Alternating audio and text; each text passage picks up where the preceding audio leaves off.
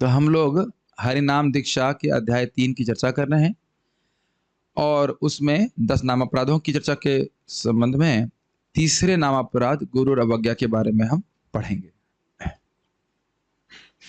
हाँ जी, page number is 73 here. जिसकी कृपा से भगवान में मति लगती है, भगवान में प्रेम बढ़ता है, ऐसे गुरु के आदेशों को पालन मानना चाहिए। अब इसको मैंने ऐसे क्यों बोला है? क्योंकि ऐसे भी गुरु घूमते हैं मार्केट में जो कहते हैं कि भगवान निराकार है, और अगर भगवान निराकार है तो जो थोड़ा बहुत प्रेम होता भी वह भी जीरो हो जाएगा कि नहीं, अगर हम ये सुनेंगे। तो ऐसे गुरुओं के आदेश नहीं मानना चाहिए। तो गुरु का आपने पहला 2 लक्षण आपने देखिए। क्या गुरु के लक्षण है?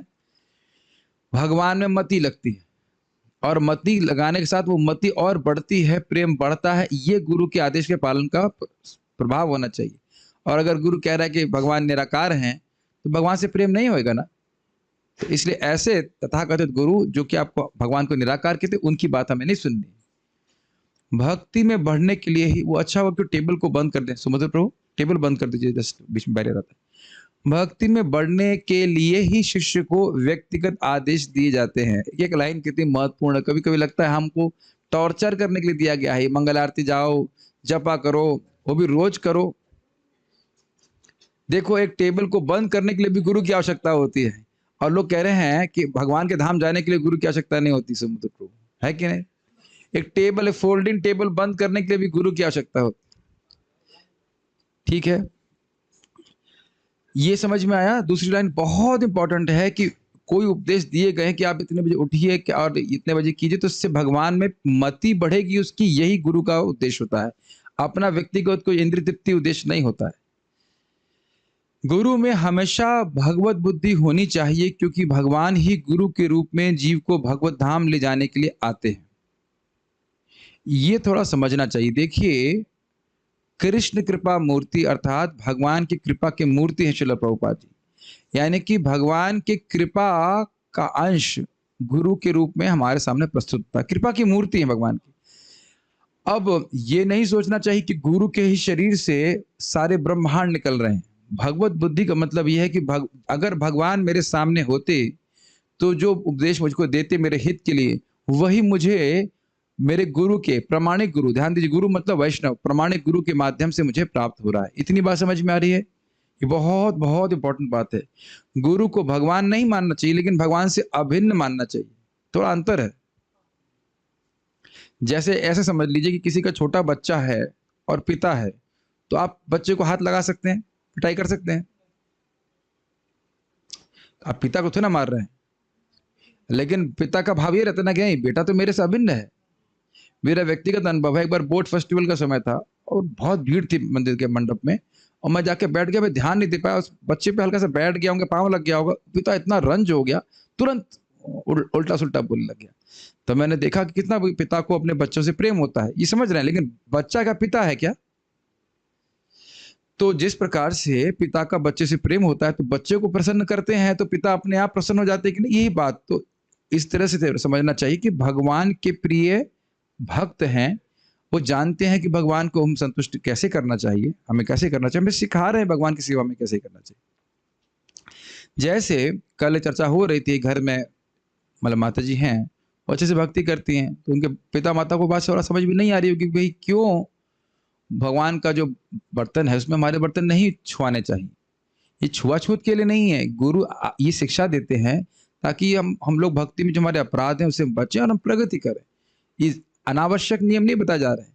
और आप ये भी देखेंगे कि भक्ति में आने के बाद कुछ नियम बढ़े नहीं है, बहुत ज्यादा नियम नहीं बढ़े हैं। बस इतना होता है कि शुरुआत में हम बेसिक नियमों का भी पालन नहीं कर पाते, तो वो बताए नहीं जाते शुरुआत में। कुछ समझ रहे हैं बात? डिसिप्लिन तो हो गया, मैं कह रही बोल रहा हूँ। शुरुआत में जब व्यक्ति आता है, भाई कहता है प्रभु जी हमसे सुबह नहाना नहीं होगा, अच्छा चलो कोई बात नहीं, बिना नहाए जब कर लो। उद्देश्य यह है कि धीरे धीरे करके उसको कम से कम इतना स्तर पे लाया जाए कि सुबह स्नान करे, कुछ कर, समझ रहे हैं? उसकी चेतना के अनुसार कोई टीचर या मेंटर या जो भी कह लीजिए आध्यात्मिक गुरु उसको शिक्षा दे रहा, ठीक है भाई इतना कर लो, इतना कर लो, ऐसे कर लो। लेकिन ऐसा नहीं कि अब नियम बढ़ाते ही जाएंगे, बढ़ाते जाएंगे, बढ़ाते जाएंगे, ऐसा कुछ नहीं हो रहा है। अपितु प्रभुपाद जी की व्यक्तिगत बात यह है कि जितना बता दे उतना करो, बहुत है बस। Does it make sense? हम खाली इस बात पे बोल रहे हैं कि जो भी व्यक्तिगत उपदेश दिए गए हैं वो किसके लिए दिए गए हैं? हमारे हित के लिए दिए जाते हैं, ये बात बोल रहा है। और भगवत बुद्धि होनी चाहिए, ये भी समझ में आया। ये उपदेश जो मुझे मिल रहे हैं, 16 माला का जप, 4 नियमों का पालन, यदि भगवान सामने होते तो भगवान भी मुझको यही उपदेश देते। इस भावना से मुझको गुरु की आज्ञा का पालन करना चाहिए। एक बात। दूसरा, अगर मैं इनको प्रसन्न करूंगा तो निश्चित भगवान मुझसे प्रसन्न होंगे, ये बात भी होनी चाहिए। भगवान की कृपा मुझे इसके द्वारा प्राप्त होगी। ठीक है।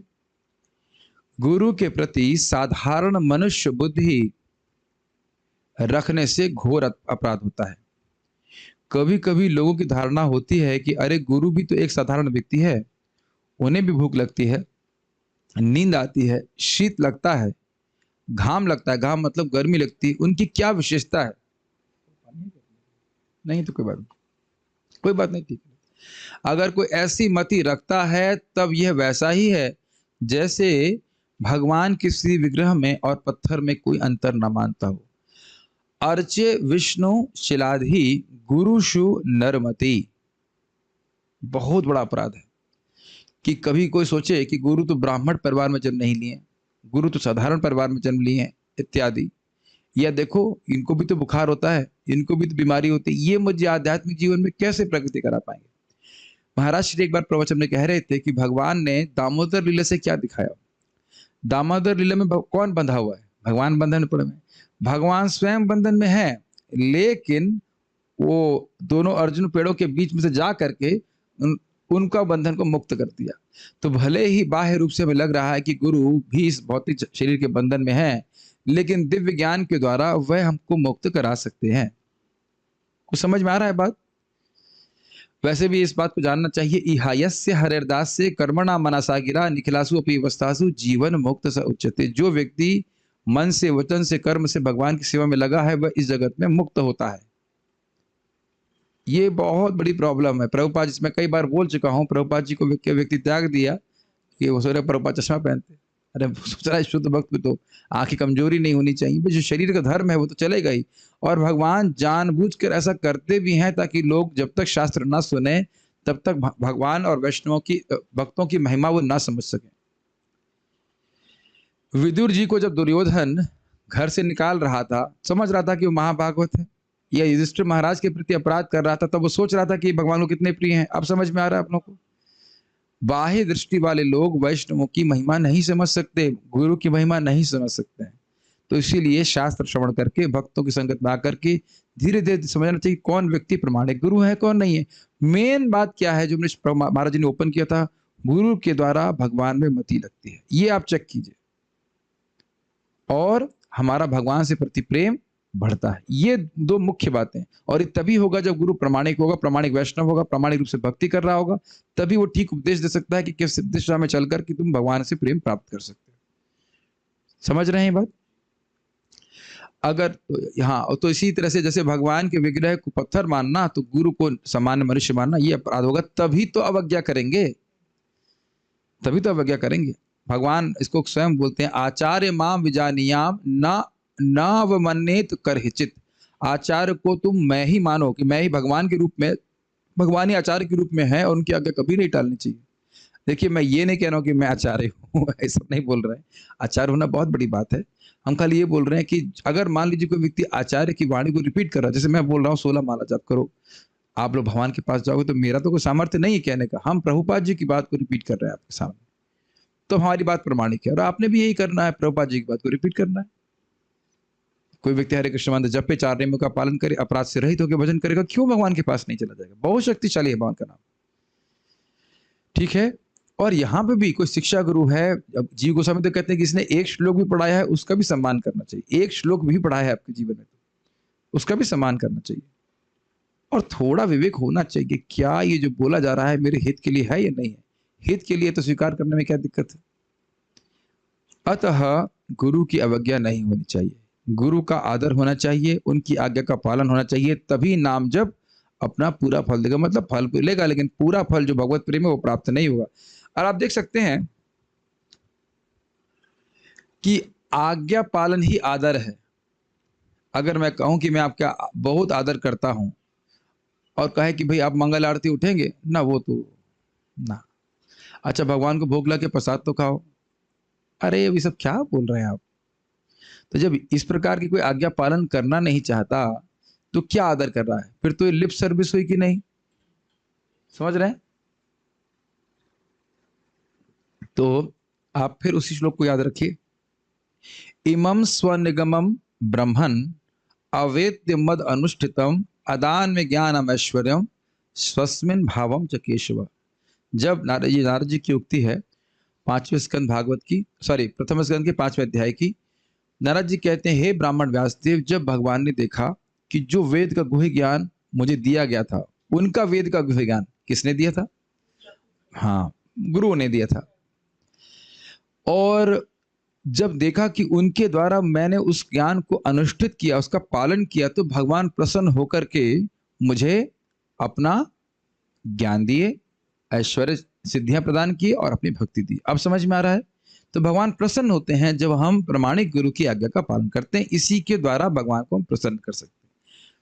एक और उदाहरण से समझिए, कभी अगर मान लीजिए, कभी हो नहीं है भगवान के दया से, लेकिन मान लीजिए किसी के घर में कुर्की का ऑर्डर आ रहा है। कुर्की समझते हैं? कुर्की, कुर्की, कुर्की समझते हैं, नीलामी का। और डीएम ने वो आदेश दिया है, तो डीएम तो आपके घर में चिट्ठी लेके नहीं आएगा, जो एक चपरासी है वही आएगा। आप यही मानेंगे ना कि डीएम का आदेश आया है, क्या आप कहेंगे नहीं ये तो चपरासी, तुम्हारी क्या मतलब वक़्त है कि तुम जो है हमको नीलाम, हमारा घर नीलाम कर दोगे।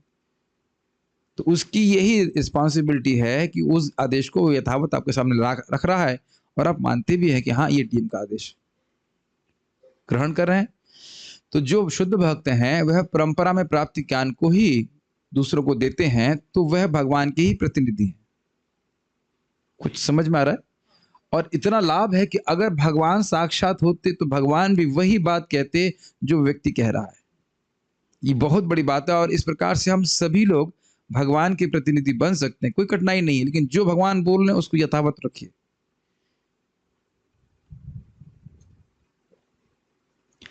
एक भक्त कह रहे हैं कि गुरु जी की कोई आज्ञा होती है, सबको एकदम पूरा नहीं कर पाते, क्या करें, चाहते तो हैं। अच्छा प्रश्न है। देखिए, आज सारी आज्ञा भले पूर्ण ना कर पाए, लेकिन ये मनोभावना नहीं है कि आज्ञा पालन नहीं करेंगे। दोनों में अंतर है। प्रभुपाद जी इसको भगवत गीता में बताते हैं कि प्रारंभ में व्यक्ति सारी आज्ञा पालन ना कर पाए, सामर्थ्य नहीं है, इंद्रियां संयमित नहीं है, जो भी है, लेकिन वो रिजेंटफुल नहीं है। रिजेंटफुल समझ रहे हैं, अरे क्या ये उनको उपदेश दे दिया, हमें करना ही नहीं है, ये भावना नहीं है। वो प्रयास करता है, तो धीरे धीरे भगवान की कृपा से, गुरु की कृपा से वह हम आज्ञा पालन करने में समर्थ हो जाते हैं। वो जैसे 10 प्रभुपाद जी बोले हैं कि 10 अपराध करो नाम के प्रति। तो महाराज जी का ये दीक्षा का लेक्चर है, तो उसमें महाराज जी सब क्यों सिखा रहे हैं, ताकि जो दीक्षित भक्त हैं वह नाम के प्रति अपराध ना करें। तो कहे क्या नाम अपराध है, कुछ नहीं एक्ट, तो ये तो गलत भावना है। हाँ, अगर प्रयास कर रहा है फिर भी अपराध हो जाता है तो ये ठीक भावना है। मतलब अपराध हो जाता है ये ठीक भावना नहीं है। प्रयास कर रहा है, नहीं हो, कदाचित हो जाता है, तो भगवान फिर उसको देखते हैं और धीरे धीरे हम वो प्रगति कर पाता है। Does it make sense? जैसे एक उदाहरण से समझ लीजिए, मेरा जीवन का व्यक्तिगत अनुभव है। समाधि आरती में गया था और परम पूज्य एक सन्यासी, नाम नहीं रख रहा हूँ, एक सन्यासी हैं, बहुत अच्छे सन्यासी हैं। तो मैं प्रणाम कर रहा था, जैसे रोज प्रणाम करता हूँ। उतने दिन महाराज जी पीछे से प्रणाम कर रहे थे और मेरा चरण उनके सर पे लग गया। अब बताइए, तो तुरंत मैं खड़ा हुआ, मैंने महाराज से क्षमा मांगा। अब मैं जानबूझ के करता तो बहुत बड़ा अपराध होता कि नहीं, और महाराज गुस्सा भी हो जाते, लेकिन अनजाने में ऐसा हो गया और मैंने क्षमा मांग ली, तो महाराज तुरंत, वैसे महाराज बहुत नम्र हैं, वैसे भी वो बहुत नम्र महाराज हैं, लेकिन अरे नहीं बेटा कोई बात नहीं। समझ रहे हैं बात, अंतर देख रहे हैं दोनों में। और मैं कोई जानबूझ के कहूँ कि अरे लेटा चलो मारू लात, अब तो हम सोच भी नहीं सकते, लेकिन खाली बोल रहा हूँ कि तब फिर अपराध हो जाएगा ना। तो इसलिए हम लोग कम से कम जानबूझकर अपराध ना करें, इसके लिए शिक्षा दी जा रही है। अनजाने में तो फिर, अनजाने में इतना अपराध होता नहीं जितना कि जानबूझ के होता है। हमको पता है कि हम निंदा कर रहे हैं, फिर भी निंदा करते हमको पता। और कुछ चीजें अनजाने में भी होती हैं, लेकिन कम से कम अनजाने वाले अपराध शिक्षा प्राप्त होने से तो बच जाएगा ना। वह जैसे मान लो बोला गया है कि भगवान की फूल जो है उसे पाँव नहीं रखना है, तो जब बताया जाएगा तब तो बुद्धि आएगी। तो एक प्रकार से देखा जाए तो अनजाने के जो अपराध है अभी हमारी शिक्षा के द्वारा बच जाते हैं। बहुत सारी चीजों के प्रति हम असचेत रहते हैं, तो सचेत करने के लिए सब बताया जा रहा है। शिक्षा गुरु भी गुरु है। अच्छा, ये भी था। हम तो सोचते थे दीक्षा गुरु से ही मामला चल जाता तो अच्छा रहता। एक दीक्षा गुरु जी तो रोज बोलते नहीं कि जब करो कि नहीं करो। उनसे तो केवल हमारी भेंट तब होती है जब क्या होता है, गुरु पूजा, नहीं गुरु पूजा नहीं, क्या क्या बोलते हैं उसको हम लोग, व्यास पूजा वाले दिन। कितना आसान होता था कि हम लोग ऐसा गुरु हो रहते तो कितना आसान होता। ये शिक्षा गुरु तो रोज पीछे लगे रहते हैं। अरे एक दिन तो छुट्टी मालिक होनी चाहिए, एक दिन मंगल आरती छुट्टी हो गई तुरंत मैसेज आ जाता है, क्या हो गया, कहाँ गए, सो गए। और अगर कोई लेट आते हैं तो पब्लिक में डांट भी लगाते हैं। ये कैसे शिक्षा गुरु है? हमें नहीं चाहिए ऐसे गुरु। लेकिन शिक्षा गुरु भी गुरु है। गुरु, और देखिए समझ लीजिए दोनों की आज्ञा में अंतर नहीं होना चाहिए, होगा भी नहीं। कोई कोई गुरु नहीं बोलेगा सुबह तुम माला मत करो। मैं तो नहीं समझता कि कोई गुरु बोलेंगे। हाँ, हो सकता है कोई विशेष सेवा हो तो एक अलग बात है, लेकिन ऐसा तो फिर नहीं कहेंगे कि तुम 16 माला मत करो, 4 नियमों को भंग करो। ऐसा तो कोई गुरु नहीं बोल रहा, ना शिक्षा गुरु ना दीक्षा गुरु। गुरु और अवज्ञा, यहाँ गुरु शब्द का अर्थ केवल दीक्षा गुरु ही नहीं है। गुरु में माता पिता भी हैं, लेकिन यहाँ पर विशेष करके बताया जा रहा है कि जिसके द्वारा भगवान में भक्ति हो रही हो वह कोई भी वैष्णव हो, वह गुरु ही है। बाद में शिक्षा गुरु, दीक्षा गुरु आदि विचार किया जाता है, लेकिन शिक्षा गुरु भी गुरु ही है। एक बात समझ में आना हो चाहिए कि माता पिता गुरु हैं समानता, लेकिन अगर माता पिता भक्त नहीं है तो उनकी सारी बात आप नहीं मान सकते। कहें कि अब वो हरे नाम मत करो तो फिर आप वो बात नहीं मान सकते। कोई व्यक्ति आपको हरे कृष्ण मंत्र करने से मना कर रहा है तो फिर वो तो बिल्कुल ही गुरु नहीं। जिसने जीवन में प्रथम बार भगवान कृष्ण के बारे में बताया, भगवान के मंदिर तक लाया, भगवान का नाम जप करने के लिए कहा, यहाँ तक कि किसी ने भगवत गीता पढ़ने को कहा, वे भी गुरु ही हैं और उनको गुरु मानकर ही सम्मान करना चाहिए। एक बात ध्यान देनी होगी कि जरूरी नहीं है कि जो व्यक्ति आपको इस प्रकार से मदद किया हो वो भक्ति में बहुत परिपक्व ही हो। मैं ये नहीं कह रहा हूं कि परिपक्व नहीं होगा, लेकिन ऐसा नहीं है कि वो हो ही। मेरी भाषा समझ में आ रही है आपको? बहुत सूक्ष्म बात है। तो मान लीजिए कोई व्यक्ति आपको भक्ति में लेके आया, वो उसे कहते हैं वर्तमान प्रदर्शक गुरु। तो हो सकता है आपको गाइडेंस आगे और ठीक से ना दे सके। जो मैं एक केस बता रहा हूं, सारे केस ऐसे नहीं है। कोई उच्चतर भक्त भी हमारे वर्तमान प्रदर्शक गुरु हो सकते हैं, लेकिन ये भी संभावना है कि वर्तमान प्रदर्शक गुरु को शास्त्र का ज्ञान बहुत ना हो। एक कनिष्ठ भक्त बोल सकता है अरे माला लीजिए, जप कीजिए, लेकिन वो सारे शास्त्र के सिद्धांत को ठीक से नहीं बता सकता। लेकिन अब हम उसकी शरण में नहीं हैं, इसका अर्थ यह नहीं कि हम उसकी अवज्ञा कर रहे हैं। ये बहुत सूक्ष्म विचार है समझने के लिए, मैं इसमें थोड़ा ठहर के समझा रहा हूं। आप मान लो, आप खुद ही देख लो ना, एकदम मान लो आप नए थे भक्ति में और आपने किसी को भक्ति में लेके आए, और वस्तुतः ऐसा ही करना चाहिए कि हम शुरुआत में ज्यादा सिद्धांत नहीं जानते, लेकिन हम लोगों को लेके आ सकते हैं। हाँ देखिए प्रवचन हो रहा है, आप सुनिए, कुछ तो समझ रहे होंगे। और जो उच्चतर हमसे श्रेष्ठ वैष्णव है वह उनको और प्रचारित कर सकते हैं। हम ये नहीं कह रहे हैं कि आप लोग पिचिंग नहीं कर सकते या कोई कन्या भक्त पिचिंग नहीं कर सकता है, लेकिन सारे प्रश्नों का उत्तर वो नहीं दे पाएंगे, हर प्रकार से गाइडेंस नहीं देंगे। और ऐसी स्थिति में एटलीस्ट हम लोगों को मनगणन तरीके से गाइडेंस नहीं देना चाहिए। मेरी बातें शायद समझ, बहुत प्रैक्टिकल बातें मैं बोल रहा हूं, ऑल्दो मैं कोई केस स्टडी नहीं उठाना चाहता हूं, लेकिन इन जनरल मैं बातें बोल रहा हूं। और किसी परिपक्व भक्त की शरण में रखना चाहिए, जिनकी शरण में हम स्वयं भी हैं। मैं तो समझ गया कि मैं क्या कह रहा हूं। अब अगर ऐसे भक्त के हम शरण में हैं, तो अब अगर वो व्यक्ति कहे मैं तेरे को लेके आया, तेरे को मैंने भक्त बनाया, ऐसा जो भक्त है वो अपरिपक्व है। उसका सम्मान तो करना चाहिए क्योंकि उसके द्वारा हम भक्ति में आए, लेकिन इसके यह वचन उसकी अपरिपक्वता को द्योतित करते हैं।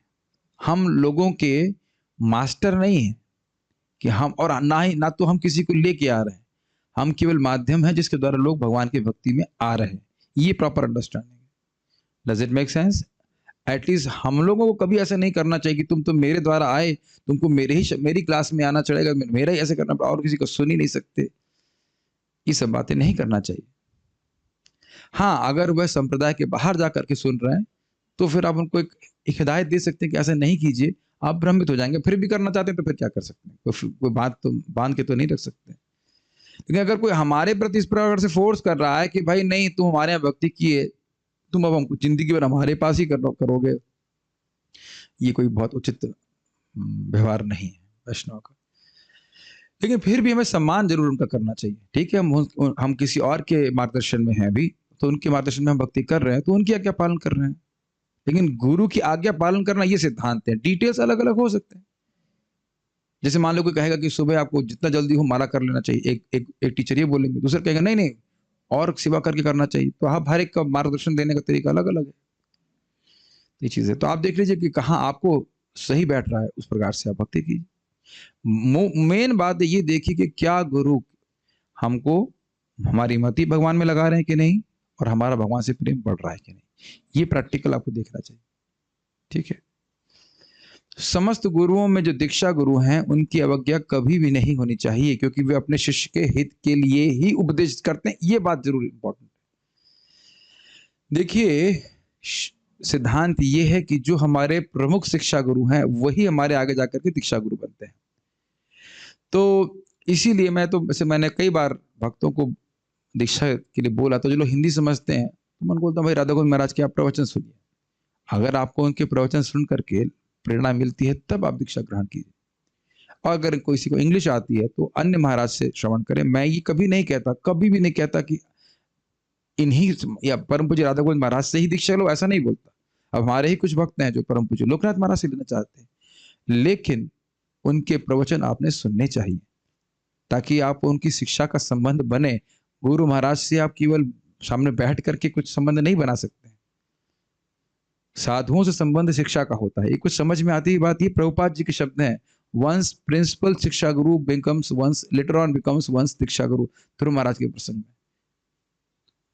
और कोई आपको इस प्रकार से बाध्य नहीं कर सकता कि इनसे दीक्षा ले लीजिए जिनकी शिक्षा के द्वारा आपको प्रेरणा नहीं मिलेगी। इधर एक और बात ध्यान देने वाली होगी कि यदि कोई व्यक्ति है, कोई भी गुरु है इस्कॉन में, और उनकी शिक्षा से आपको प्रेरणा नहीं मिल रही, तो आप यह भावना मत कीजिए कि वो शुद्ध भक्त नहीं है।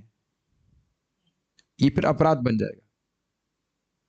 आपको प्रेरणा नहीं मिल रही है, वो हमारे मन की अलग बात है, दूसरे व्यक्ति को प्रेरणा मिल रही है। इसलिए ऐसा भी नहीं बोलना चाहिए कि अरे वो शुद्ध भक्त नहीं है, हमारे गुरु महाराज अधिक शुद्ध भक्त है, तुम इनसे दीक्षा लो। ये सब भी अपराध की भावना आ जाती है। समझ रहे?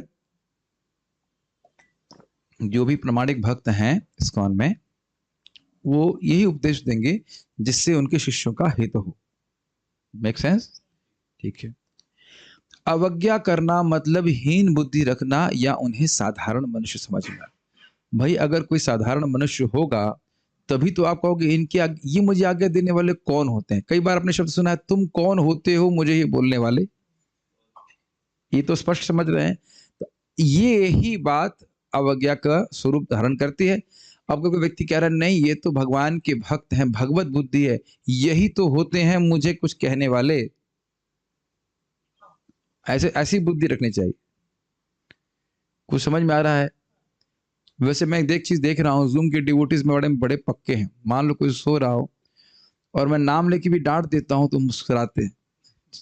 ये नहीं कहते अरे हमारी बेइज्जती कर दी, हम तो नहीं सो रहे थे, हम तो नहीं सो रहे थे। ऐसा कोई नहीं कहता। ये बहुत अच्छी भावना है, तभी हम प्रगति कर सकते हैं।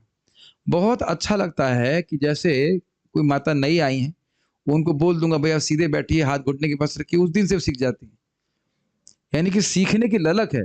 और अगर सीखने की ललक नहीं होगी तो व्यक्ति ये कहेगा गुरु है तो क्या कपाल पे चढ़ेंगे, सर पे चढ़ जाएंगे हमारे, ये बताएंगे कि हमें जब कैसे करना है, तो फिर कैसे प्रगति करेंगे बताइए। अरे आध्यात्मिक क्षेत्र में छोड़िए, अभी आप लोग कहीं नौकरी कर रहे होंगे, कोई ट्रेनिंग दिया कि नहीं आपको, और आप मतलब पहले दिन सोचे ये क्या सिखाएगा हमको, ये कौन होता है हमको सिखाने वाला। तो कुछ सीख पाएंगे, भौतिक जगत में भी कुछ नहीं सीख पाएंगे। हमारे यहाँ कानू प्रिया माता जी मृदंग सिखा रही हैं। एक कोई नई बच्ची या नया व्यक्ति आपसे सीखने आया है, तुम जहां जितना जानती हो पहले ही जान ली है मृदंग में, तब आप क्या सिखाएंगे बताइए उसको, क्या सिखाएंगे? तो भौतिक क्षेत्र में भी ऐसा ही होता है। Is it not? डॉक्टरी हो, इंजीनियरिंग हो, कहीं ये तो विश्वास होना चाहिए ना कि हमारा गुरु हमें श्रेष्ठ है, हमें कुछ सिखाएंगे। इसमें महाराज बड़ा कटाक्ष करते हैं कि कई बार जो लोग आज माला पकड़े हैं आज 1-2 दिन हुआ माला पकड़े, वो सीनियर भक्तों का दोष निकालना चालू कर देते। देखो आज मंगल आरती नहीं आए, देखो आज ये नहीं हुआ, आज ऐसा नहीं हुआ, वैसे नहीं हुआ।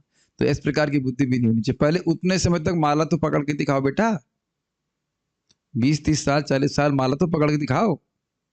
तो क्या देख रहे हैं कि उसकी चित्त की क्या स्थिति है। वैसे हमें जितना संभव हो सके आदर्श व्यवहार प्रस्तुत करना चाहिए, क्योंकि जो नए लोग हैं उनकी भावना होती है, देखो ने ये नहीं किया, उनको वो नहीं किया, देखो ने केक खा लिया, ऐसे भावना सब बहुत रहती है। लोग ऐसी बुद्धि नहीं रखनी चाहिए कि समान जनता की तरह ये भी एक व्यक्ति ही हैं, उनमें क्या विशेषता है। ये मुझसे व्यक्तिगत प्रश्न किया गया था कि ट्रेन में एक व्यक्ति बोला कि बाह्य व्यक्ति था, उसने बोला कि आप लोग तो स्नान करते हैं, बाथरूम जाते हैं, सोते हैं, आप में और हमें विशेष क्या है, देख लीजिए। इसीलिए भक्तों का संग करेंगे तो भगवान के भक्तों के प्रति निम्न बुद्धि, जाति बुद्धि, मर्त बुद्धि होना स्वाभाविक है। समझ रहे हैं बात। और मुख्य लक्षण हम प्रभुपाद जी भगवद गीता में क्या बोलते हैं, उसको क्या बोलना अच्छा लगता है, उससे समझना चाहिए कि उसकी चेतना दिव्य है, शुद्ध है कि नहीं। कुछ याद है कौन से अध्याय में बोला था, किसी को कोई हिंट है? स्थित प्रज्ञ से का भाषा, कौन सा अध्याय में श्लोक है ये? दूसरे अध्याय में। स्थिति किम प्रभाषित किम आसीत वर्जित, कैसे बोलता है, क्या बोलता है। तो कृष्ण कथा ही में ही रुचि रखने वाला व्यक्ति प्रामाणिक गुरु है, और उसकी बात को हमें स्वीकार करना चाहिए। वास्तव में भगवान ही गुरु के रूप में अवतरित होकर जीव का उद्धार करते हैं, और कहीं कहीं किसी विशेष स्थिति में तो भगवान ही गुरु बन जाते हैं। बृहद भागवतामृत में जयंत नाम के गुरु थे गोप कुमार की, वो साक्षात भगवान विष्णु ही थे। वैसे ये हमेशा नहीं होता है, लेकिन कहीं कहीं होता भी। से ऋषभ देव भगवान विष्णु के अवतार हैं, वो उपदेश दे रहे हैं। भगवान कृष्ण सब हैं ही गुरु के रूप में। बहुत जगह भगवान इस प्रकार से उपदेश खुद भी देते हैं गुरु के रूप में, जैसे विवस्वान जी को भगवान ने दिया, कपिल भगवान दे रहे हैं, तो वहां तो आप देख ही रहे हैं कि दे ही रहे हैं। अन्यथा और उनकी परंपरा से जो प्रामाणिक वैष्णव प्राप्त होते हैं, वो भी शिक्षा देते हैं, तो वो भगवान की ही बात बता रहे हैं।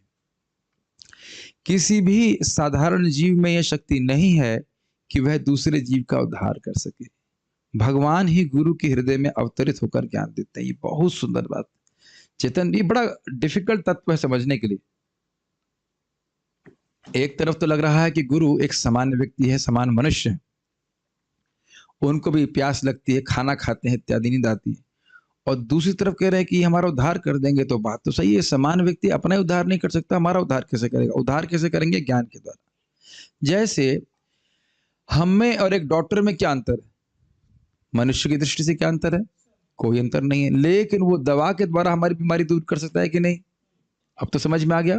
वो ज्ञान आपको कब दिखाई पड़ेगा? उसकी शक्ल देख के ना। होम्योपैथिक डॉक्टर मान लीजिए है, उसकी शक्ल देख लें आप, हाँ ये है पहुंचा हुआ डॉक्टर। अगर वो उसके वहां पे बैठा हो और ना लिखा हो कि वो डॉक्टर है, तो आप उसको शायद कंपाउंडर भी नहीं मानेंगे। हो सकता है ये भी मान लें कि वो मरीज है। है कि नहीं?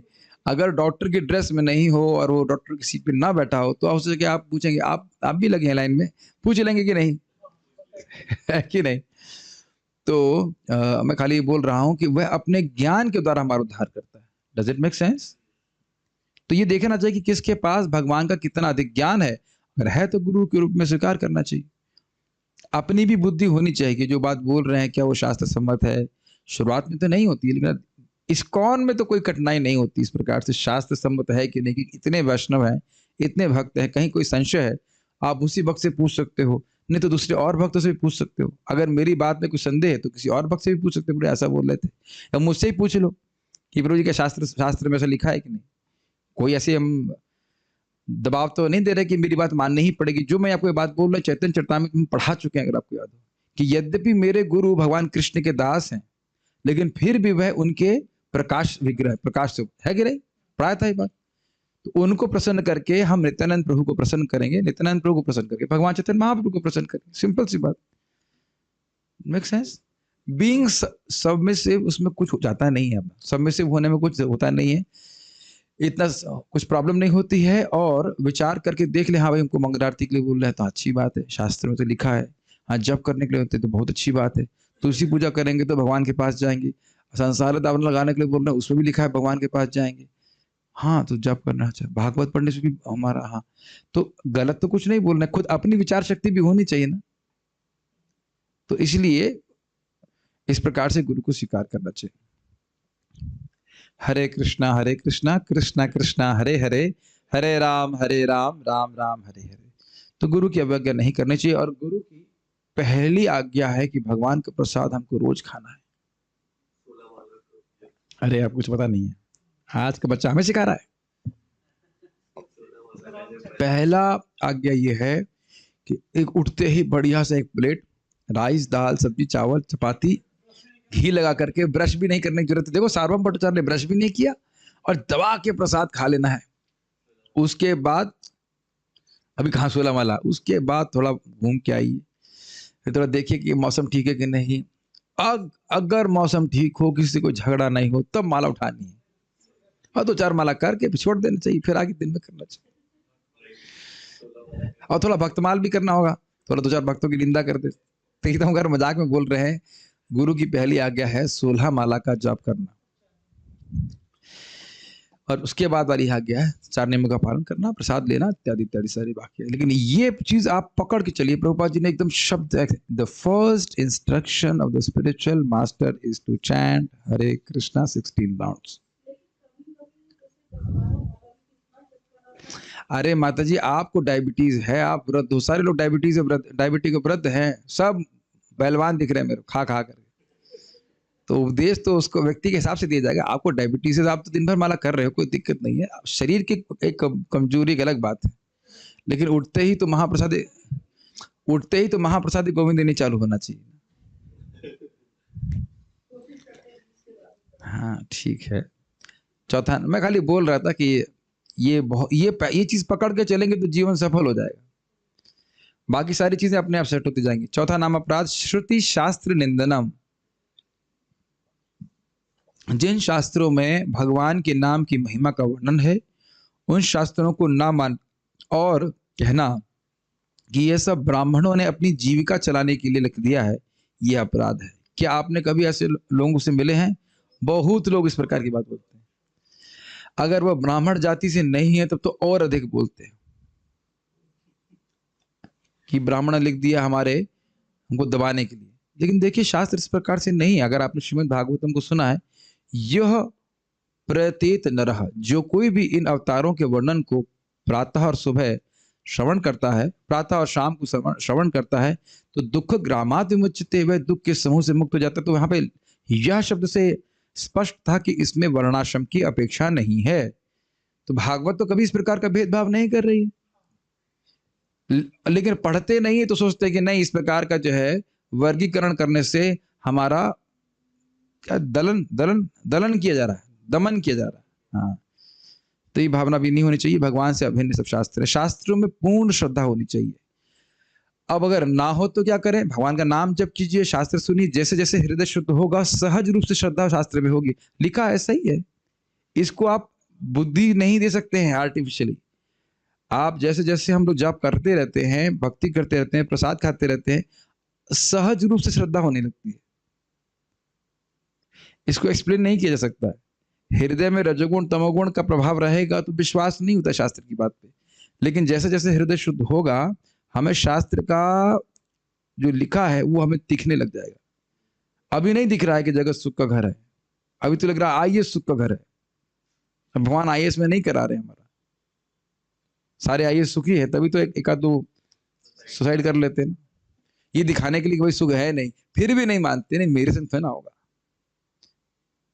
खैर हम ये नहीं बोल रहे कि होगा ही या नहीं होगा। आइडिया इज कि शास्त्र बोलता है दुख का घर है, लेकिन व्यक्ति को नहीं दिखता है। लेकिन जैसे जैसे जब करते रहते हैं, अरे हाँ भाई दुख तो है, बहुत दुख है। तो मैं खाली ये बोल रहा हूँ कि शास्त्र के वचन में श्रद्धा कैसे होती है? नाम जप करके, शास्त्र श्रवण करके, बार बार भक्तों के संग श्रवण करेंगे तो धीरे धीरे बातें वो दिखने लगती हैं। जैसे एग्जाम्पल दे रहा हूँ कि मान लीजिए मैं कई भक्तों को बोलता हूँ सूर्य नमस्कार करो, अब उसके बेनिफिट भी लिखे हुए हैं, लेकिन जब 2-4 दिन 10 दिन करेगा नियमित रूप से, तब उसको दिखने लगेगा हाँ ये तो होता है। एक ब्रह्मचारी थे, वो सूर्य नमस्कार बंद क्यों कर दिए पता है? करे प्रभु जी तो काम करता है मेरा बोले तो काम करता है, मेरा वजन कम होने लगा। इसलिए छोड़ दिए। कितना अमेजिंग है ना। और कभी कभी लोग हरे कृष्ण मंत्र, ये ऐसा एक मेरा मित्र था, उसका नाम था सुधांशु, शायद उसका कुछ नाम था आईआईटी में। कहता है मैं हरे कृष्ण नहीं करूंगा। क्यों नहीं करोगे? मुझे पता है हरे कृष्ण करूंगा तो मेरा हृदय शुद्ध हो जाएगा। उनका ये अजीब श्रद्धा है भाई, ये तो अजीब आदमी है होने का पहले। और फिर मैं पढ़ाई नहीं कर पाऊंगा, मैं फिर भक्ति करता रह जाऊंगा। तो हाँ, डर रहे मतलब श्रद्धा है कि हाँ ये हो जाएगा। विश्वास है कि नाम हमारे हृदय को शुद्ध कर देगा, इसलिए नहीं करेंगे। लेकिन हम खाली बात कर रहे थे, जब कोई करता है तो उसको अनुभव हो जाता है कि हाँ भाई काम करता है, लिखा है शास्त्र में, लेकिन वो खुद थोड़ा बहुत करता है तो उसको विश्वास होता है हाँ ये तो काम करता है। शास्त्र में लिखा है ना, नाम पापों को नष्ट करता है। जब हम देखेंगे अरे हमारी पाप की प्रवृत्ति कैसे गायब हो रही है, तो सहज रूप से विश्वास होगा कि नहीं ये मैं बहुत बोल रहा हूँ, कुछ कठिन है समझने में।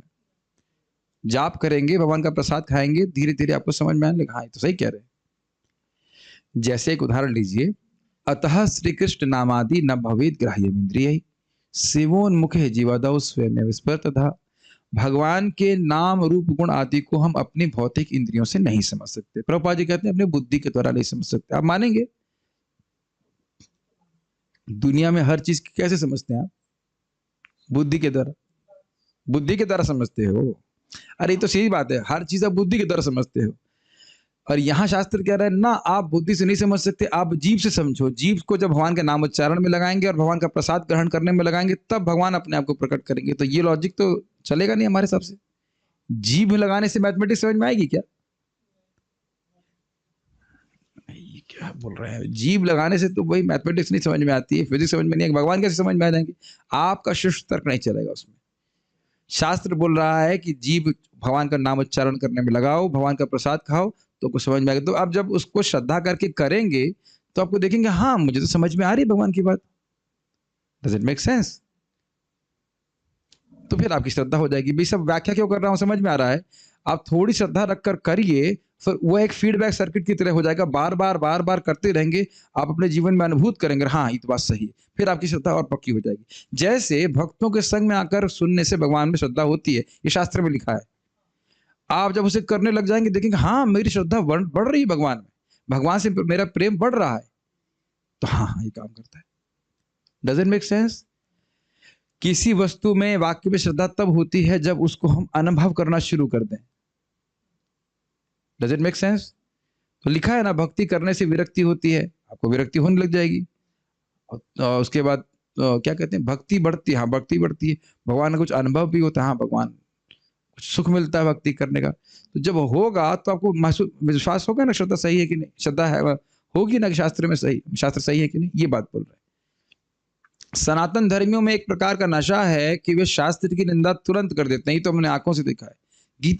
गीता से भी परे कुछ है, एकदम फट करके बोलते हैं शास्त्र में। या फिर एक व्यक्ति बोला, एक कोर्ट केस में जज ने बोल दिया कि रामायण गलत है। हमने कहा भगवान श्री राम को जज करेगा? उसको पता है, पहले उसको ये जजमेंट दो, उसे पूछो वो ये जजमेंट पास करे कि इंसान जानवर में अंतर क्या है, पहले ये बताए। उसको आप बताइए नहीं तो वो जज, बहुत रेयर है कि कोई जज ये जज कर पाए कि इंसान और जानवर में अंतर क्या है। गलत तो नहीं कह रहे हैं? और अगर आपको नहीं विश्वास है जरा पूछ लीजिएगा लोगों जाकर, किसी एक जज को भी पता हो कि इंसान और जानवर में क्या अंतर है। आप लोग लग रहा हो कि हम बहुत अहंकार में बोल रहे हैं, अहंकार की बात नहीं, वाकई कॉन्फिडेंस है। प्रभुपाद जी भी बड़े कॉन्फिडेंस के संग साइंटिस्ट को हरा दिया करते थे। एक छोटा सा एग्जाम्पल लीजिए, एक साइंटिस्ट बोला हम लोग चंद्रमा पे जा रहे हैं, वहां कॉलोनी बना रहे हैं। तो प्रभुपाद जी बोले तुम करोगे क्या वहां जाकर के? कॉलोनी बना के भी तुम सोओगे, तो तुम सोने से अधिक तो आगे कुछ जा नहीं पाए ना। वो चाह तुम शौक हो गया। और अब है ना शॉकिंग बात, करोड़ों अरबों रुपए लेकर के चंद्रमा में जाकर सोएंगे, तो सोने का लाभ तो तुमको वैसे ही मिलेगा। आदमी सर्क हो जाएगा ना, हाँ ये बात सही, कितना करोड़ रुपए वेस्ट कर रहे हैं हम लोग इसमें। करोड़ भी कम बोल दी मैंने, अरबों रुपए वेस्ट हो रहे हैं इसमें। और ये अभी आज तक कॉलोनी बनी नहीं है, खाली पैसे खर्च किए जा रहे हैं। तो शास्त्र में वर्णित किसी प्रसंग की निंदा करना, जैसे भगवान श्री कृष्ण की लीलाएं हैं, उन पर इस प्रकार के आक्षेप करना कि यह लीला ऐसी क्यों है। जैसे महाराज जी बता रहे थे,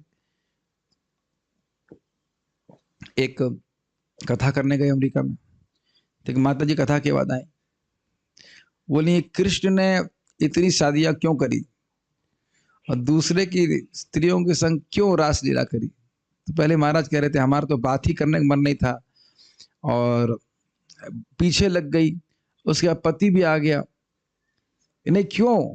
तो महाराज बोले तुम्हें क्या दिक्कत है, नहीं दिक्कत कैसे नहीं है तो फिर महाराज बोले क्या दिक्कत है, नहीं दिक्कत कैसे है। तो फिर महाराज बोले क्या दिक्कत है, तुम्हारी बहन माँ को लेके गया था तो एकदम से वो रंज हो गई, ऐसा कैसे बोल रहे हैं आप लेकिन आप ऐसा कैसे कृष्ण के बारे में बोल सकती हैं तो सन्यासी होकर क्या ऐसे बोलते थे कि तुम्हारे पास कौन अधिकार दिया तुम कृष्ण के बारे में ऐसा बोल रही हो।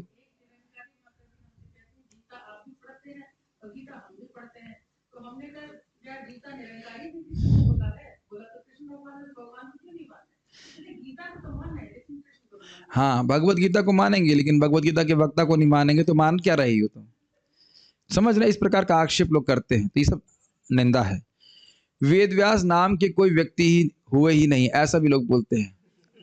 प्रभुपाद जी प्रथम स्कंद में बोलते हैं, प्रथम स्कंद प्रथम अच्छा पर कि भागवत किसी ने किसी वो उपदेश में लिखी है, ऐसा लोग जो है बोलते हैं, व्यासदेव जी ने नहीं लिखी है।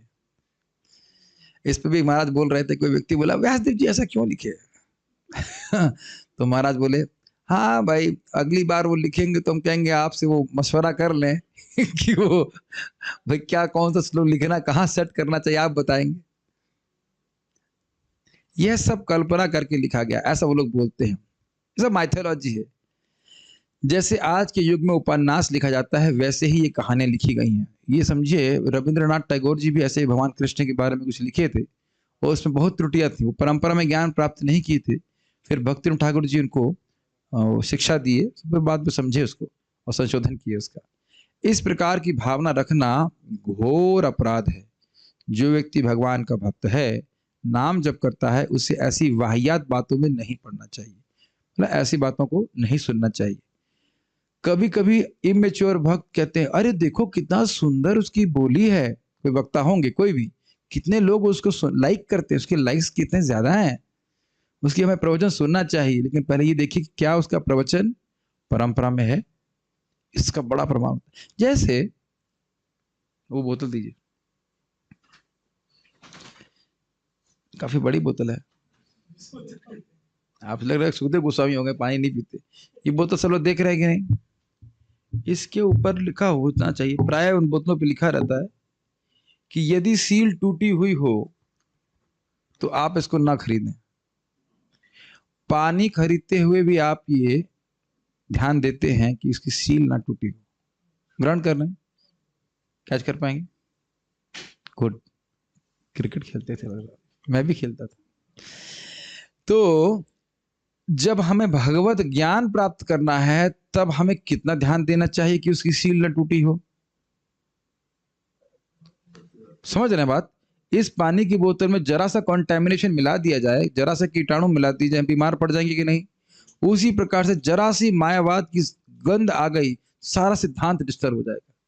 इसको आप चैतन्य महाप्रभु की लीला में पढ़ सकते हैं। एक ब्राह्मण आया और वो इस प्रकार से कुछ लिखा महाप्रभु के बारे में और जगन्नाथ जी के बारे में, तो उसके यथाश्रित अर्थ ये था कि जगन्नाथ जी लकड़ी हैं। इतना डांट पड़ी उसको इतना डांट पड़ी। और अब वही जगन्नाथ मतलब महाप्रभु में और जगन्नाथ में वो भेद देख रहा था। आप चैतन्य चरितामृत पढ़ेंगे तो इतना डांट पड़ी उसको, धो दिया स्वरूप दामोदर गोस्वामी ने कि तुमको शास्त्र पता नहीं, सिद्धांत पता नहीं, तुम कविता लिखने चले हो। बेचारा बहुत रोने लग गया फिर वो उनको दया आई, मैंने कहा ठीक है तुम गलत लिखे लेकिन सरस्वती जी ये अर्थ लिए हैं तो वो भी ठीक है। वैष्णवों के संग में रह करके भागवत सुनो, फिर तुम कुछ कविता लिख सकते हो। Make sense? खटखट की आवाज कहां से? तो मैं खाली बोल रहा था कि वाहियात बातों में मतलब ये नहीं है कि किसी ने कुछ भी कृष्ण के बारे में लिख दिया है और उसको हम सुनने के लिए प्रस्तुत हो जाए, ये बात है। ये भी एक अपराध है, ये समझ रहे हैं? शास्त्रों की निंदा नहीं कर रहे हैं, लेकिन कोई अंट संट व्याख्या कर रहा है उसको भी सुनने बैठ गए तो वह भी गलत है। इसी को महाप्रभु की लीला में भी एक व्यक्ति थे, उनका नाम था, क्या नाम था, कुछ विश्वास करके नाम था, याद भूल रहा हूं। तो वो नाम याद नहीं आ रहा, एक वैष्णव है, तो उनके भाई थे और वो मायावाद सीख करके आए थे बनारस से, नाम याद नहीं आ रहा है मेरे को भी। तो वह बहुत व्याख्या कर रहे थे, तो उन्होंने कहा चलो हम भी सुनते। तो स्वरूप दामोदर गोस्वामी ने कहा अरे भाई मायावाद सुनने से तुम्हारी भक्ति नष्ट हो जाएगी। कहते नहीं नहीं, हमारी भक्ति बहुत दृढ़ है। तो कहा फिर भी भगवान के रूप का वर्णन नहीं होता तो हम उस मायावादी व्याख्या को क्यों सुने। तो भक्त लोग ऐसे शास्त्र की व्याख्या को भी नहीं सुनते हैं। दोनों बात समझ में आ रही, ना तो स्वयं तो कहने का करने का मतलब ही नहीं है, और अगर कोई दूसरा व्यक्ति बोलता है इस प्रकार की बात तो हमें सुनना भी नहीं चाहिए। ठीक है, अगर कोई ऐसे बोले तो उसको चुप कराने की क्षमता भी हमारे पास होनी चाहिए। क्या हो रहा है, क्रिक क्रिक की आवाज कैसे हो रही है। शास्त्र भगवान की आज्ञा है, तस्मात् सर्वगतम ब्रह्म नित्य यज्ञ प्रतिष्ठितम, यज्ञ ब्रह्मोद्भवम विधि ब्रह्माक्षर समुद्भवम।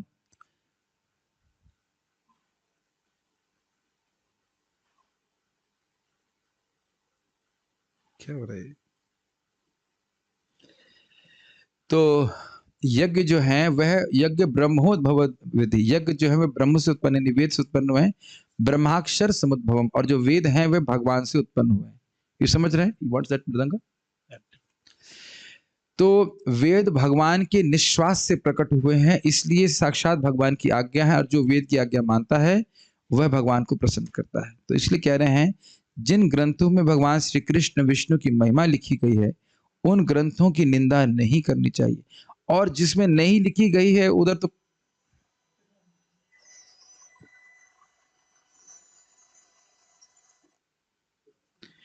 जिनमें नहीं लिखी गई है उनको पढ़ने का तो कोई प्रयोजन ही नहीं होता।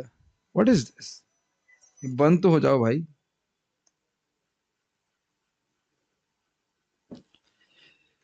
ग्रंथों को भगवान का वाक्य और उपदेश मानकर आदर करना चाहिए। जैसे कितना सहज है ना भक्तों के लिए इस बात पे विश्वास करना कि मन मना भव मद भक्तो मदयाजी माम नमस्कुरु भगवान की आज्ञा है। कहीं आप लोगों को संदेह होता है कि भगवान ने नहीं बोली है,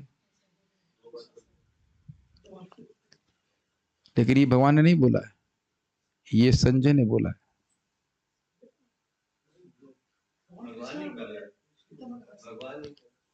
आप मेरी बात पकड़िए, समझ रहे मैं क्या कह रहा हूं। संजय और धृतराष्ट्र का संवाद है, संजय रिलेट कर रहे हैं कि भगवान ने क्या बोला। मुख से तो संजय के निकल रहा है, बोले ना श्री भगवान उवाच। समझिए मेरी बात, मैं ये कहूं कि मेरे सुमधुर प्रभु ने ये कहा, सुमधुर प्रभु उवाचा, तो सुमधुर प्रभु के शब्दों को मैं रिपीट कर रहा हूं ना, सुमधुर प्रभु तो नहीं बोल रहे ना। फिर भी आपके मन में कभी आया कि भगवान नहीं बोल रहे हैं? तो देख रहे ना, परंपरा में भक्त स्वीकार करता है ये भगवान का ही वचन है। Does it make sense? कुछ समझ रहे हैं मैं क्या बोल रहा हूं। तो और ये होता भी है परंपरा में, अगर आप ज्ञान स्वीकार कर रहे हो उससे भेद नहीं होता है कोई। तो इसी प्रकार से ये भगवान का आज्ञा, जैसे नाम, एक ही नाम अनंत जन्म के पाप नष्ट करता है, भक्त लोग उस पर सहज विश्वास रखते हैं। सहज मतलब नहीं भाई हम समझ नहीं पा रहे हैं, लेकिन श्रीमद् भागवत में है ये सत्य बात, और अगर कोई इसमें संदेह करता है तो ये गलत है। श्रीमद् भागवतम, भगवत गीता, विष्णु पुराण और रामायण जैसे ग्रंथों में पूर्ण श्रद्धा होनी चाहिए, विश्वास होना चाहिए। ये बिल्कुल सत्य है, किसी की समझ में आए या ना आए, लेकिन शास्त्र बिल्कुल सत्य है, नित्य है, और समग्र मनुष्य जाति के हित के लिए लिखा गया है। स्पष्ट समझ में आ रहा है। हाँ, ये बात जरूर हो सकता है कि हमको समझ में ना आए, भाई कहे कहे कि अरे भाई एकादशी में अन्न में सारे पाप कैसे घुस जाते हैं, हमको नहीं समझ में आता, लेकिन घुसते हैं, और इसलिए भक्त लोग अन्न नहीं खाते। इसीलिए भगवान गीता में कह रहे हैं तस्मात् शास्त्र प्रमाणम ते कार्य कार्य विजानतो ज्ञात्रा शास्त्र विधानोक्तम कर्मम कर्तुम इहार्हसि। शास्त्र के प्रमाण को सुन करके व्यक्ति को समझना चाहिए कि उसे क्या क्या करना चाहिए, क्या नहीं करना चाहिए, और ज्ञात्वा शास्त्र विधानोक्तम, यह समझते हुए कि शास्त्र में कहा गया है कर्मम कर्तुम इहार्हसि, व्यक्ति को कर्म करना चाहिए। जो कर्म शास्त्र में कहा गया करने के लिए वो करना चाहिए, जो मना किया गया वो नहीं करना चाहिए। तो इसके द्वारा व्यक्ति काम, क्रोध और लोभ, जो 3 प्रकार के नरकों के द्वार हैं, उससे वो बच जाता है। शास्त्र भगवान की आज्ञा है और इसके पालन में ही कल्याण है। अब कोई अगर व्यक्ति शास्त्र की बात माने तो भगवान विग्रह के रूप में है, नाम के रूप में है, भागवत के रूप में है, भक्तों के संग के रूप में है, समझ रहे हैं, शरण लेकर के भगवान के पास चला जाएगा। और जो व्यक्ति संदेह कर रहा है वो जिंदगी में संदेह ही करता रह जाएगा। श्रीमद् भागवतम आदि पुराण सूर्य की तरह सभी विषयों पर प्रकाश देते हैं, कैसे भगवान की प्राप्ति करनी है, कैसे प्रगति करनी है, कौन भजनीय है। अगर आपको स्मरण हो, दूसरे अध्याय में क्लियर कर दिया कि कैसे सुखी होगे, कौन किसका भजन करके तुम्हें परम श्री की प्राप्ति होगी, कैसे भजन करना है, कैसे कैसे लोगों ने किया है और भगवान की प्राप्ति की है, एकदम स्पष्ट भागवत में है कि नहीं। भगवान अगर दिखते हैं तो कैसा लगता है, वह भी हम लोग सुन रहे हैं कि नारद जी की एकदम स्पष्ट सुन रहे हैं। कोई हमको नहीं कह सकता कि 15 दिन में बोरी पहनो और भगवान को दिखा देंगे, हमें कोई भ्रमित नहीं कर सकता है। ये ग्रंथ भगवान ने मानव जाति के हित के लिए बनाए हैं, कभी भी इनकी निंदा नहीं करनी चाहिए। वैष्णव होकर भी अपने ग्रंथ में श्रद्धा ना हो तो नाम संकीर्तन पूरा फल नहीं देता। तो अब आप देख ही रहे हैं कि क्यों सभी लोगों को एक प्रकार से हरि नाम का लाभ प्राप्त नहीं होता है। और इसीलिए शास्त्र का श्रवण नाम जप के साथ बहुत महत्वपूर्ण है, ताकि अपराधों के प्रति व्यक्ति सचेत हो और इस प्रकार की अपराध ना करे। अपितु ऐसे समझिए, मैंने इस उदाहरण कई बार दिया है, फिर से दे रहा हूं कि हम लोग मान लीजिए किसी हाईवे पे हैं और वहां पे मील का पत्थर नहीं है, तो क्या होगा आपके पास, स्पीड स्लो हो जाएगी, यार सही है कि नहीं। लेकिन मील के पत्थर बार बार आते रहते हैं तो आपको प्रेरणा मिलती कि स्पीड कम नहीं और बढ़ाओ, सही रास्ते पे, सही रास्ते पे, सही रास्ते पे, है कि नहीं। समझ रहे हैं। तो शास्त्र जो लोग नहीं सुनते, श्रीमद् भागवतम श्रवण नहीं करते हैं भक्त संग में, तो उनको धीरे धीरे करके देखेंगे भक्ति में रुचि श्रद्धा अपने आप समाप्त होने लगती है। और फिर ऐसा हो जाएगा कि भक्ति करते ही नहीं है। और ये ध्यान दीजिए कि भागवत नहीं सुन रहे तो इसका मतलब ये कि नहीं कि न्यूज़पेपर के प्रवक्ता बन चुप हो गए, वहां प्रवचन सुनेंगे और एकदम आप आश्चर्य करोगे। मैं तो ऐसे ऐसे लोग प्रश्न करते हैं। देखिए चैतन्य भागवत में एक बार लिखा है, महाप्रभु बोल रहे हैं कि कुछ लोगों ने, मुसलमानों ने मृदंग तोड़ दिए थे भक्तों के, तो महाप्रभु आवेश में बोल रहे हैं कि इन सबका मैं मार दूंगा। तो वो केवल उतनी बात को कोट किए वो कि देखो महाप्रभु कह रहे हैं कि मुसलमानों को मार देना चाहिए। और ये एक भक्त इस प्रकार का प्रचार कर रहे थे, मैं नाम नहीं रखूंगा, मुझे तो विश्वास नहीं हो कि इस प्रकार की बात बोले। फिर मैंने उनको चैतन्य चरितामृत दिखाया, हमने कहा महाप्रभु ही किसी प्रकार से चिंतित हैं, देखो ये मुसलमान धर्म को मानने वाले लोग जो हैं किस प्रकार से वो मांस खाते हैं और अन्य काम करते हैं गलत, कैसे उनका उद्धार होगा। वहां एक आवेश महाप्रभु इस प्रकार से बोल रहे हैं, मार तो नहीं, किसी को मारे तो नहीं, लेकिन केवल उतना कोट कर दिया लोगों ने। तो मैं खाली बोल रहा हूं, मैं इस बातें इसे बोल रहा हूं कि जब हम भागवतम भगवत गीता इत्यादि नहीं पढ़ते हैं तो इन सब इस प्रकार की नेशनलिज्म, क्या कहेंगे उसको हिंदी में, राष्ट्रीयवाद, जातिवाद, इससे प्रभावित होना बड़ा स्वाभाविक हो जाता है। अरे वो तो शूद्र वैष्णव है, नहीं शूद्र वैष्णव, वैष्णव शूद्र होते हैं। तो इस प्रकार से शास्त्र बहुत महत्वपूर्ण है हमारे जीवन में, अगर ऐसा रखते हैं तो हम लोग अपराधों से बचेंगे। हम यहाँ रुकते हैं, 1 घंटे का ही हम प्रवचन रखना चाहते हैं। अब अगर किसी वक्त कोई प्रश्न है, मैं देख लेता हूँ यहाँ पे।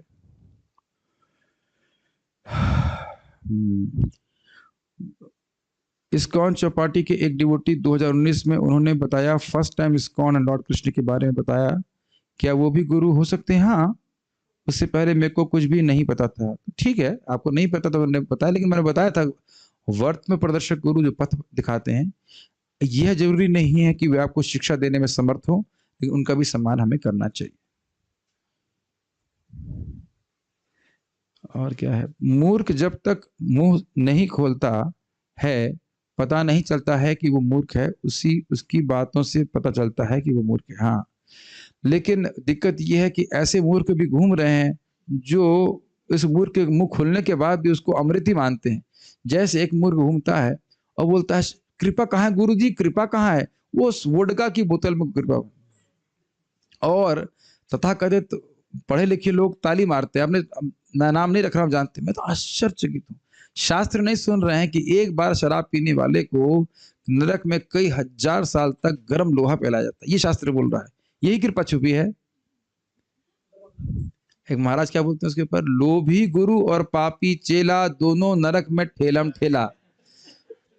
गुरु लोभी है, वो ऐसा ही बात बताएगा नहीं, क्योंकि चेला फिर पैसा नहीं देगा, और पापी चेला चेला अपने पाप त्यागना नहीं चाहता, दोनों नरक में जाएंगे ठेलम ठेला, मतलब एक दूसरे को धक्का लगाएंगे ऐसे करके। तो ऐसे गुरु के आश्रय नहीं लेना चाहिए। ठीक है, कह रहे हैं कि मेरे अग्रज मुझे इस्कॉन में पहली बार लेके गए, तो क्या वो मेरे शिक्षा गुरु हैं? उन्होंने आपको भक्ति का मार्ग दिखाया, लेकिन शिक्षा गुरु में भी अंतर आ जाएगा ना। मान लो उनको शास्त्रीय जानकारी नहीं है तो फिर आपको वो गाइडेंस नहीं दे पाएंगे, स्वाभाविक सी बात। शिक्षा गुरु का मुख्य बात है उसको शास्त्र की जानकारी। शिक्षा जो भी दी जा रही है वो शास्त्र के आधार पर दी जाती है, मनगढ़ंत तरीके से नहीं। अब प्रभुपाद जी को भी जो व्यक्ति लेके गए थे, ऐसा सुना है कि वो बाद में भक्ति में नहीं रहे। क्या नाम, नरेंद्र नाम था, क्या था, कुछ व्याख्या नहीं होती कि आगे जाके वो भक्त बने, दीक्षा ली कि नहीं ली। तो प्रभुपाद जी के शिक्षा गुरु तो और भी गौड़िया मठ के और भी भक्त थे ना, परम पूज्य श्रीधर महाराज उनकी शिक्षा गुरु थे। तो ये समझना चाहिए कि कोई आपको पथ दिखा रहा है, इसका मतलब ये नहीं कि वो आपका शिक्षा गुरु बन ही गया, टेक्निकली स्पीकिंग, बट फिर भी उसको सम्मान तो करना चाहिए कि वो भगवान की तरफ लेके आया। इतना सुनने पर या भागवत पढ़ने पर भी हम नहीं समझ पाते। अरे पढ़ ही कितना रहे हो, इतना पढ़ रहे हैं, कितना जरा पढ़ाई किए उसके लिए, मैथमेटिक्स के एग्जाम के लिए 8-8 घंटे पढ़े। कभी जिंदगी में पढ़े 8 घंटा भागवत? इतना पढ़ रहे हैं। कुछ नहीं पढ़ रहे, थोड़ा सा ही पढ़ रहे, और अभी थोड़े समय के लिए ही पढ़ रहे हैं। कम से कम 50 साल तो भजन करो। 16 माला नहीं कर पाती, थोड़ा दिन पहले तो 16 माला चालू की, पर वो कंटिन्यू नहीं हो पाए। पर नियम से 3 से 4 घंटा भागवत या गीता या कृष्णा लाइक संबंध में जरूर सुनती हूँ, खाना बनाते हुए सुनती हूँ। अगर आप जब करना चाहती हैं तो सुबह उठ जाइए 4 बजे या 5 बजे, 5:30 से 7:30 में हमारे साथ जूम पे जब कीजिए, तो कोई कठिनाई नहीं होगी जब करने में। आपने कहा शास्त्रों में श्रद्धा नाम जप से होती है, तो क्या जो नाम जप नहीं करते उनको किसी शास्त्र में बिलीव, उन्हें कैसे शास्त्र में बिलीव कराए? बड़ा मुश्किल है। फिर भी प्रीचिंग करते हैं हम लोग, और उनको बहुत ज्यादा वही बातें शास्त्रों की नहीं बताते हैं। कहते एक माला जप करो तुम्हारा मन शांत होगा, थोड़ा प्रसाद खिलाओ, थोड़ा इंसान जानवर का अंतर बताइए, तो धीरे धीरे कुछ लॉजिकल व्यक्ति होता तो समझ जाता है। देखिए पता नहीं, मेरे को जब पहली बार शास्त्र का वचन सुनने को मिला, मैंने कभी नहीं बोला गीता गलत है। हमारे सामने भी बीएमएस में कोई स्टूडेंट ऐसा नहीं था जिसने कभी आज तक बोला हो कि शास्त्र गलत है। हो सकता है वीडियो गेम खेल रहे हो सकता है फुटबॉल खेल रहे हो सकता है नौकरी के चक्कर में फंसे हो, लेकिन कभी मुंह से ये नहीं निकला है कि शास्त्र गलत है, ऐसा हम कभी नहीं सुने। तो ऐसे लोगों को प्रीचिंग करना चाहिए। अब जो ऐसे बोल रहा है कि, जैसे मैंने उदाहरण दिया ना, भरतपुर में बूढ़ा मिल गया मेरे को, बोला आए क्या कर रहे हो, इंसान ने लिखी। तुमने कहा इंसान की लिखी हुई अखबार नहीं पढ़ते आप? अखबार तो आप रोज पढ़ रहे हो और जानते हैं अखबार में निरा झूठ होता है, फिर भी आप पढ़ते हो, तो क्या पढ़ने में दिक्कत है? मान भी लिया जाए कि किसी इंसान ने लिखी गीता, तो इंसान की लिखी किताबें तो पढ़ते हो, भगवान की लिखी किताबें कितनी पढ़ते हो आप? भगवान की लिखी हुई किताब तो ऐसे ही नहीं पढ़ते। अगर ये भी मान लिया जाए कि इंसान ने लिखी है, केवल आपकी बात को स्वीकार करने के लिए, दुर्जन तुष्ट न्याय दुर्जन व्यक्ति तुष्ट हो जाए उस न्याय के अनुसार, तो भी इंसानों की लिखी किताबें तो पढ़ते हैं ना, और बड़ी श्रद्धा से पढ़ते हैं। हाँ एकदम कॉन्सेप्ट ऑफ फिजिक्स बिल्कुल अच्छे है कि नहीं? तो एक बार पढ़ने में क्या जाता है? और अगर ये मान रहे हैं भगवान ने लिखी है, फिर तो कोई प्रश्न ही नहीं होता है ना पढ़ने का। तो फिर मैंने उनको बोला तो अगर आप सोच रहे हो, वो कह रहे थे ये तो कोई भी लिख सकता है, तो मैं उनको बोला तो आप ही लिख दीजिए, आप लिख दीजिए भगवत गीता, और देखते हैं कि कौन पढ़ता है आपकी भगवत गीता को। ठीक है ना? तो अगर एकदम शास्त्र में विश्वास नहीं रखते तो उनको क्या प्रचार करेंगे बताइए? भाई यही है कि उनको प्रसाद खिलाइए, कहिए कि मन शांत होगा हरि नाम करने से, तो फिर शायद सुन लेंगे आपकी बात। ठीक है, तो यहाँ पे हम रुकते हैं। हाँ माइक पे पूछिए अगर सके। हरे कृष्ण। प्रभु, अगर शिष्य का उद्धार नहीं होता है कोई कंडीशन वश, और उसका पुनर्जन्म होता है, तो क्या गुरु भी उसके उद्धार के लिए पुनः जन्म लेंगे? क्योंकि मॉर्निंग में हमने प्रवचन में सुना कि गुरु और शिष्य का संबंध नित्य होता है। और रूपा जी इस बात को बोलते हैं कि हाँ, लेकिन कोई इसका फायदा उठाए, चलो अब गुरुजी तो आएंगे ही, गुरुजी तो आएंगे, ठीक है, अब आनंद लेते हैं, थोड़ा सा बढ़िया पिक्चर देखी जाए। अब तो हमारी दीक्षा हो गई है, अब तो सारा काम गुरुजी को करना है। शिष्य का ही प्रयास ज्यादा है, गुरुजी का क्या प्रयास है? गुरुजी तो बोल देंगे सुबह उठो मंगल आरती करो, सारा प्रयास तो शिष्य को ही करना है। गुरु बनाना रिस्की है, किस लिए? भगवान के पास कब जाएंगे? नहीं, आप गुरु के लिए रिस्क है, गुरु के लिए कोई रिस्क नहीं है। गुरु भगवान की प्रोटेक्शन में रहते हैं। भाई मान लीजिए कोई, आप कभी पता नहीं जेल में गए नहीं, प्रीचिंग करने के लिए नहीं गए, हम लोग गए हैं, तो वहाँ कोई भय थोड़ा लगता है, हमारे पास स्टैंप लगा रहता है हाथ में, ऐसे तो ना हमको पकड़ लेंगे। जब हम चाहेंगे जब चले जाते हैं, जब चाहे तो आ जाते हैं। तो वैष्णवों को कोई दिक्कत नहीं है। आप सुनेंगे ही, भागवत में सुने भी होंगे कि भगवान विष्णु के दूत तो वैसे ही भौतिक जगत में घूमते रहते हैं भक्तों की रक्षा करने के लिए। उनके लिए भौतिक जगत नहीं है, हमारे लिए है। नहीं समझ में आ रहा है?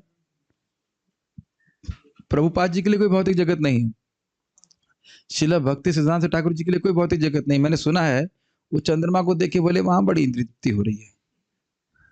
वो अलग ही दृष्टि से वो लोग देख रहे हैं, वो जब चाहे चंद्रमा भी जा सकते हैं, उनके लिए कोई वो नहीं। देखा नहीं अब नरोत्तम दास ठाकुर जी गोलोक चले गए, फिर वापस आ गए, फिर जीवित हो गए, फिर जब मन चाहा तब चले गए वापस। उनके लिए कोई ऐसा नियम नहीं है। अरे कई एग्जाम्पल, कई एग्जाम्पल। प्रभुपाद जी से पूछा किसी ने, हमारे सुना है कि आप रूप गोस्वामी जी से बात करते हैं, शुद्ध कीर्ति प्रभु पूछे ना, शुद्ध कीर्ति प्रभु ने, दूसरे प्रभु जी के नाम शायद प्रभुपाद जी के शिष्य बोले, तो प्रभुपाद बोले इसमें कौन सी नई बात है।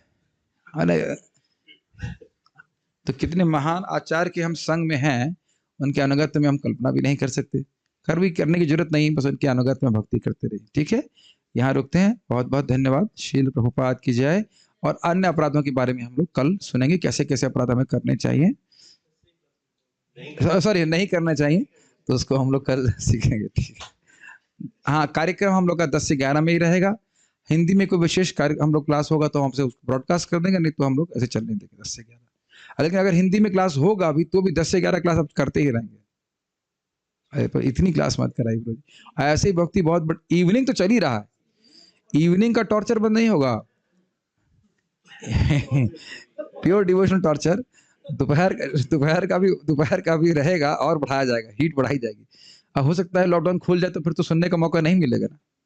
यहाँ रुकते हैं। हरे कृष्णा, थैंक यू।